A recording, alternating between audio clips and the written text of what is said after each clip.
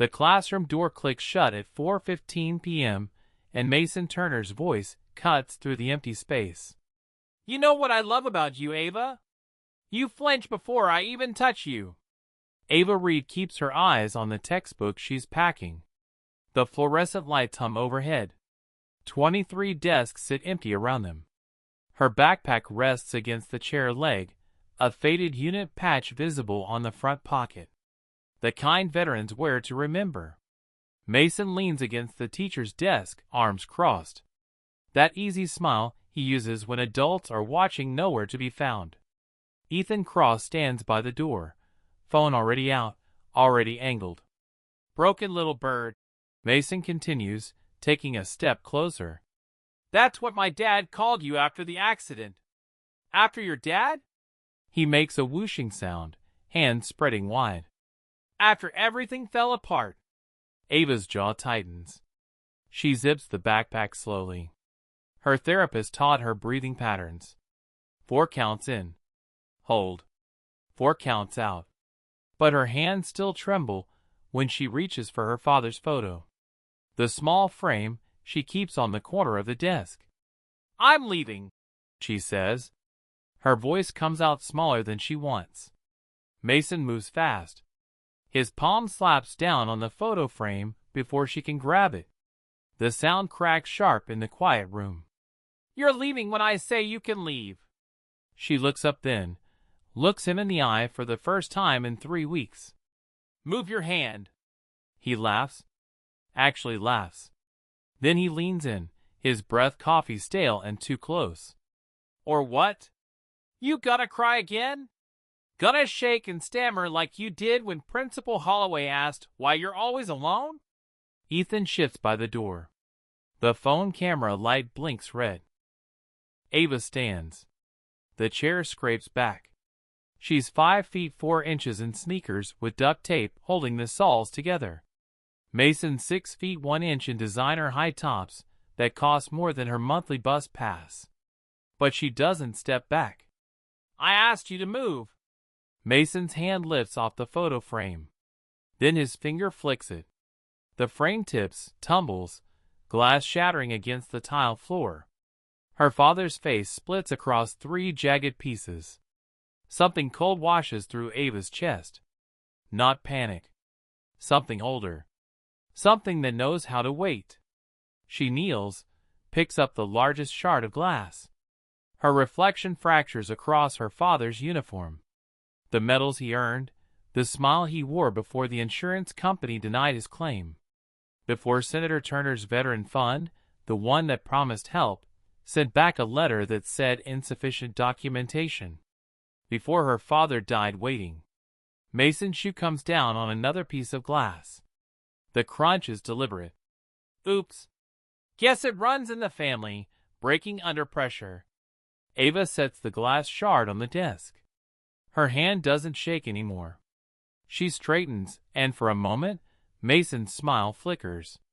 You done? She asks. Almost.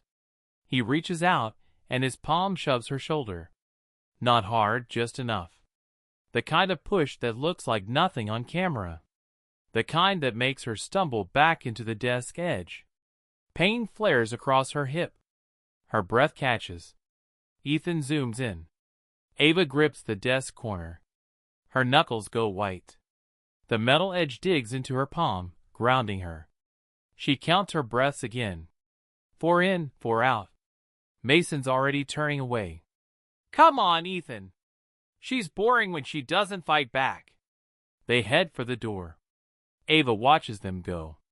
Watches Ethan's hand reach for the handle. Watches Mason's shoulders relax because he thinks this is over. Then she speaks. Don't touch me again. Her voice doesn't shake. It doesn't rise. It lands in the space between them, like a stone dropped in still water. Mason stops, turns. The smile comes back, but it's different now. Sharper. What did you just say? You heard me. Ethan lowers the phone. Even he looks uncertain now. Mason walks back slow, each step measured. You think you get to make demands? You daddy's charity case? He stops inches from her. My father paid for your therapy. For that stupid program you hid in for 6 months. You owe us. Ava's hands stay at her sides. Loose, ready? Your father embezzled from that program. 70% of every donation. 300 families got denied. Mine was just one. The room goes silent. Even the fluorescent hum seems to pause. Mason's face hardens. You're lying.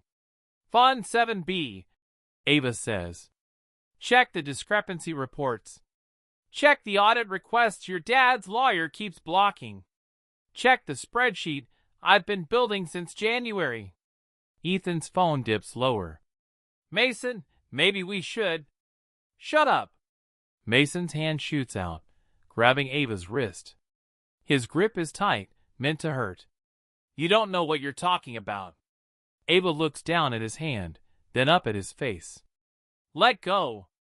Or what? She doesn't answer. Because somewhere behind the anxiety, behind the flinching and the trembling, there's muscle memory. There's 6 months of therapy that wasn't just talk. There's a sensei who taught her that fear is just energy waiting for direction. Mason yanks her forward, tries to shove her again. Ava moves. Her free hand comes up, trapping his wrist against her chest. She pivots, her hip turning into his center of gravity. The movement is smooth, practiced, inevitable. Mason's weight shifts. His balance breaks. Then she drops her hips and turns. The throw happens in less than 2 seconds. Mason's feet leave the floor. His back hits the tile with a sound like a book slamming shut. The air punches out of his lungs in a sharp gasp. His wrist, still caught in her grip, twists at an angle that makes him shout. Ava releases him. Steps back. Her chest rises and falls. But her hands are steady now. Completely steady. Ethan stares.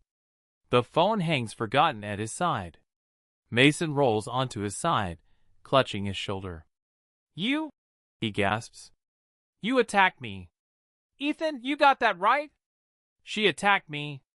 Ava kneels, picks up another shard of her father's photo. You grabbed me first. You shoved me twice. She looks at Ethan. You filmed it. Ethan's thumb hovers over the screen. His face goes pale. The classroom door opens. Mr. Diaz, the janitor, stands in the doorway with his cleaning cart.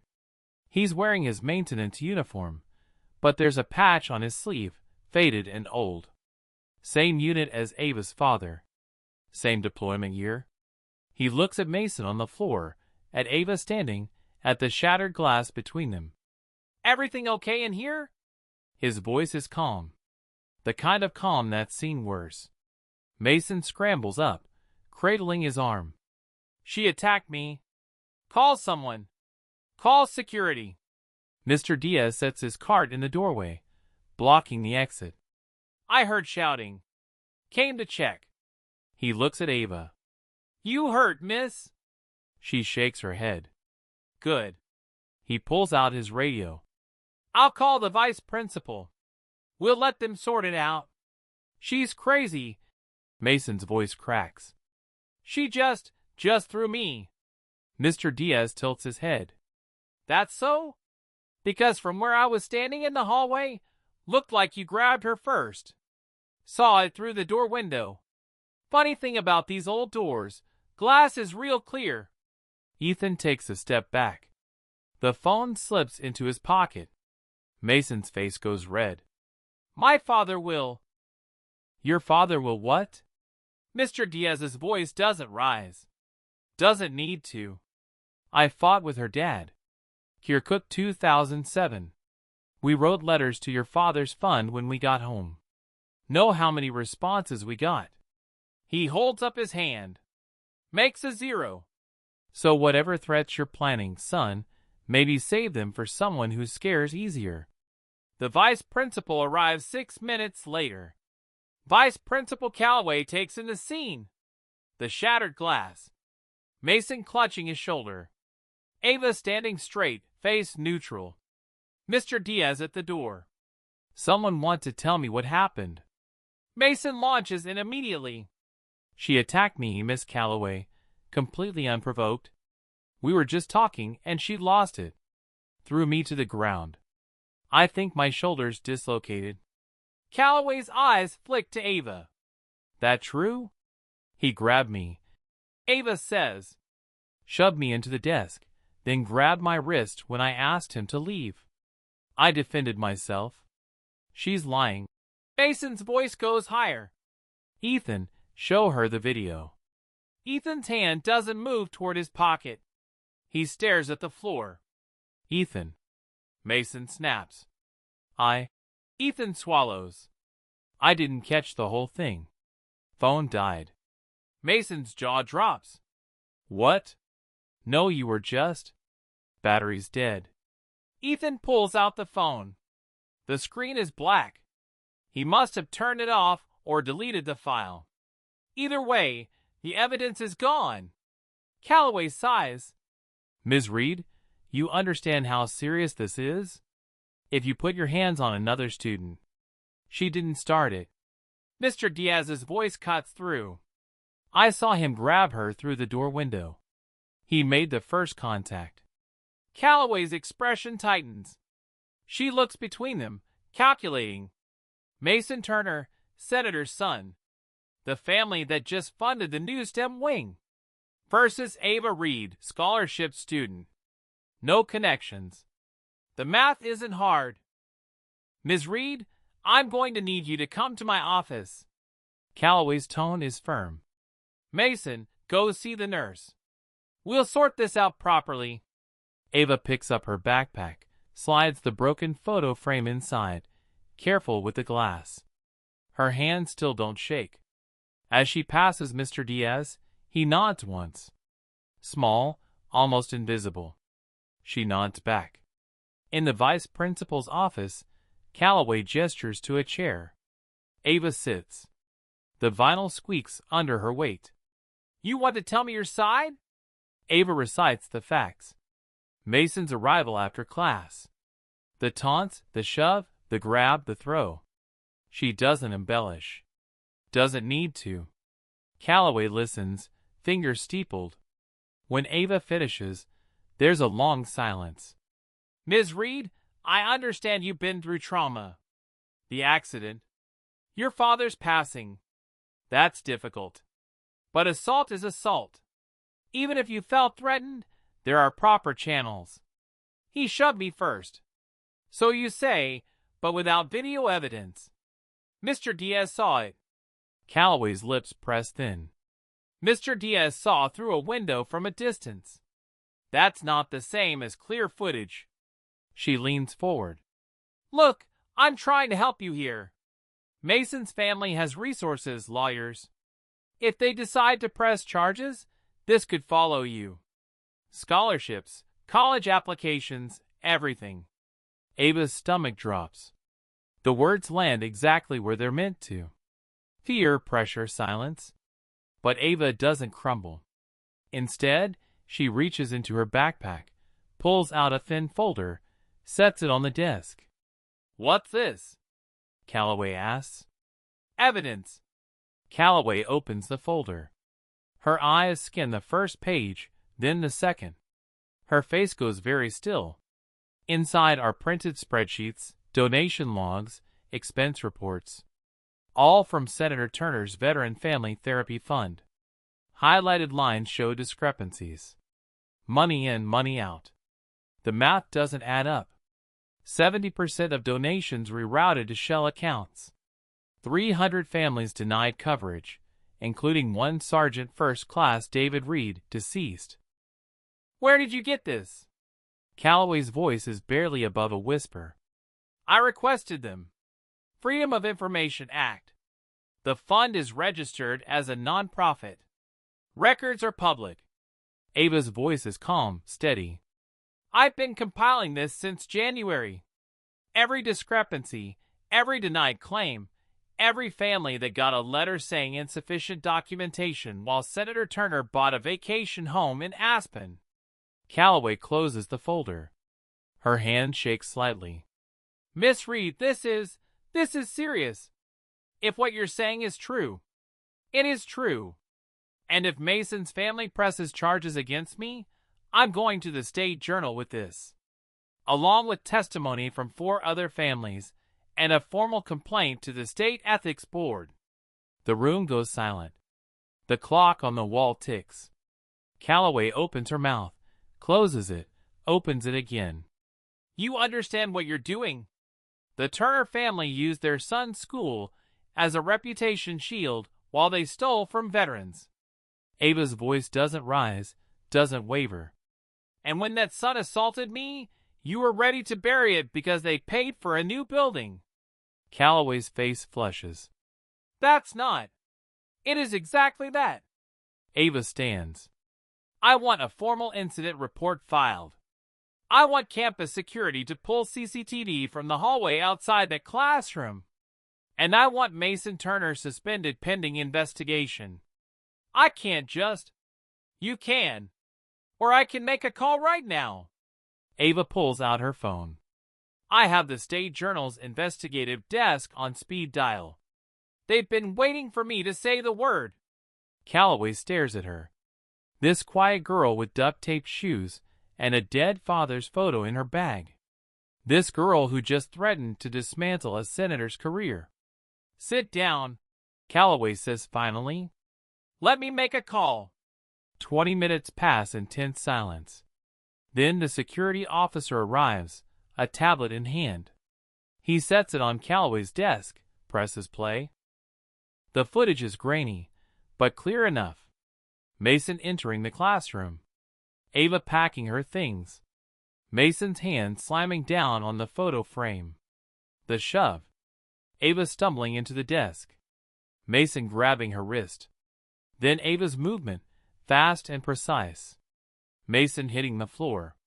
Calloway watches it twice. Her face goes pale, then red, then carefully neutral. Thank you, Officer Chen, she says quietly. Send this to my email and pull any other footage of Ms. Reed and Mason Turner from the past month. Officer Chen nods, leaves. Calloway closes the tablet, looks at Ava. Really looks at her, maybe for the first time. I owe you an apology, she says. I made assumptions. That was wrong. Ava doesn't respond, just waits. Mason will be suspended. 3 days pending a full investigation. If the principal agrees, it could extend to expulsion. Calloway hesitates. But you should know the Turner family will fight this. They have resources we can't match. That's why I'm not fighting alone. Ava taps the folder. This goes to the Journal tomorrow, and to the State Attorney General, and to every veteran organization in the state. Senator Turner can have all the lawyers he wants. He can't bury 300 families. Calloway nods slowly. You've been planning this for a while. Since my father died. Ava stands, shouldering her backpack. Since I realized the fund that was supposed to save him paid for Mason's ski trip instead. She walks to the door, stops, turns back. One more thing. I want Ethan Cross's phone examined. He deleted the video, but deleted files can be recovered. I want that footage entered into evidence. I'll see what I can do. Ava leaves. The hallway stretches empty ahead of her. Fluorescent lights buzzing overhead. Her hip still aches where the desk hit. Her wrist tingles where Mason grabbed it. But her hands are steady. The panic attack she's been holding off since 4:15 p.m. finally hits. Her vision blurs. Her chest tightens. She slides down against the lockers, head between her knees, counting breaths. For in, hold, for out. It takes 5 minutes for the shaking to stop. When she finally stands, Mr. Diaz is there, 30 feet down the hall emptying a trash bin. He doesn't look at her directly, just nods toward the exit. She nods back, starts walking. The school doors close behind her. The October air is cold, sharp. The bus stop is 2 blocks away. Ava walks slowly, her backpack heavy with broken glass and unbroken resolve. Her phone buzzes. A text from an unknown number. Footage recovered from Cross's phone. "You'll have it by morning. Officer Chen." She types back, "Thank you." Another buzz. This one from the State Journal. "Story's ready. Just need your confirmation to publish." "Are you sure?" Ava stops under a street light, looks at the message, thinks about her father, about the other families, about Mason's smirk, about every person who thought she was too broken to fight back. She types, "Publish it." Hit send. The walk home takes 25 minutes. By the time she reaches her apartment, the first news alert has already gone live. Senator Turner's veteran fund under investigation. Ava sets her backpack down, pulls out the broken photo frame, carefully removes the glass piece by piece. Her father's face looks up at her, whole again. "We got them, Dad," she whispers. Outside, the street lights flicker on. The city hums. And somewhere across town, in a house with too many rooms, Mason Turner is learning what it feels like when the ground disappears beneath you. But Ava doesn't think about that. Not yet. Right now, she's just breathing, just standing, just still here. Tomorrow, the real fight begins.